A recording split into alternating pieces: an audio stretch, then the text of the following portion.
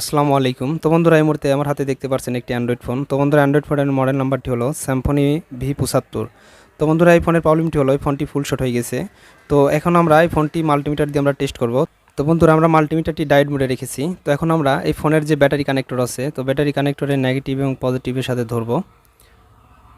তো মাল্টিমিটার প্রুফটি আমরা ধরার পর মাল্টিমিটারে কিন্তু আমরা রিডিং দেখতে পাচ্ছি এখানে 00 দেখাচ্ছে। তো বন্ধুরা এই ফোনটি ফুল শট। তো ভিডিওটি স্কিপ না করে শেষ পর্যন্ত দেখতে থাকুন, তাহলে কিন্তু আপনারা এই ধরনের যে কোনো অ্যান্ড্রয়েড ফোন বা বাটন ফোনের ফুল শট কিন্তু সহজে রিমুভ করতে পারবেন।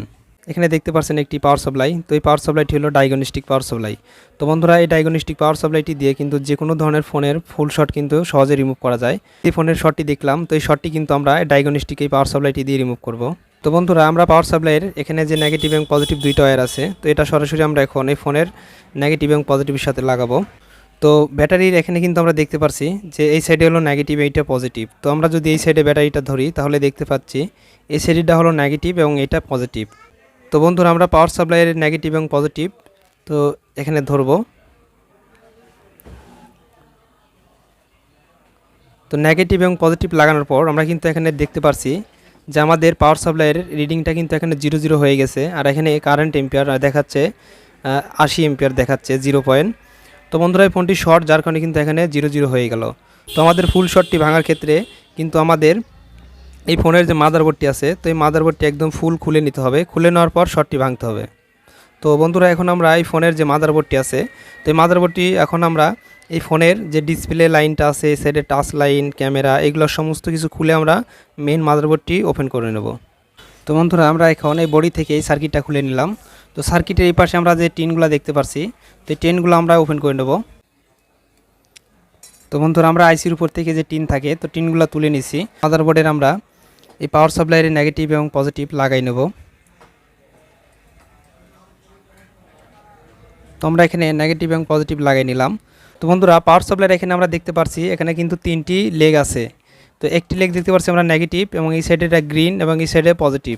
তো বন্ধুরা এখন আমরা এই সাইডের যে পজিটিভ লেগটি আছে, তো এটি নিয়ে এসে কিন্তু আমরা সরাসরি এই গ্রিন যে লেগটি এখানে লাগিয়ে দেবো।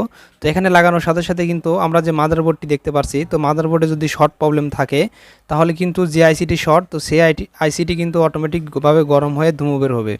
তো আমরা মাদারবোর্ডে ভালো করে ফলো করব। তো বন্ধুরা এখন আমি এই অবস্থাতেই এই লেগটি খুলে আমরা সরাসরি এখানে লাগাই দেবো, আর মাদারবোর্ডে আমরা ভালোভাবে ফলো করব। তো বন্ধুরা মাদারবোর্ডে কিন্তু আমরা দেখেন এই লেগটি লাগানোর পর এই যে এই সাইড দিয়ে ধুমো বের হলো, দেখতে পেলাম যে এই ক্যাপাসিটর দিয়ে ধুমোটি বের হলো। তো এখানে যে ক্যাপাসিটরটি দেখতে পাচ্ছেন, তো এই ক্যাপাসিটর দিয়ে ধুমোটি বের হলো। তো আমরা এই ক্যাপাসিটরটি এখন বোর্ড থেকে রিমুভ করে দেবো। তো আমরা ক্যাপাসিটরটি বোর্ড থেকে রিমুভ করে দিলাম। তো এখন আমরা আবার লাগিয়ে দেখব যে শর্টটি রিমুভ হয়েছে কিনা। তো পাওয়ার সাপ্লাইয়ের পজিটিভ লেগটি আমরা এখন পজিটিভের সাথে লাগাবো। তো বন্ধুরা এখন কিন্তু দেখতে পাচ্ছেন এখানে কিন্তু কোনো শর্ট দেখাচ্ছে না। তো এই মাদারবোর্ডে যে শর্ট প্রবলেমটি ছিল, সেই শর্ট প্রবলেমটি কিন্তু রিমুভ হয়ে গেছে। তো বন্ধুরা এইভাবে কিন্তু আপনারা সহজে যে কোনো মাদারবোর্ডের শর্টটি রিমুভ করতে পারেন, তো এই ডায়াগনস্টিক পাওয়ার সাপ্লাইয়ের মাধ্যমে।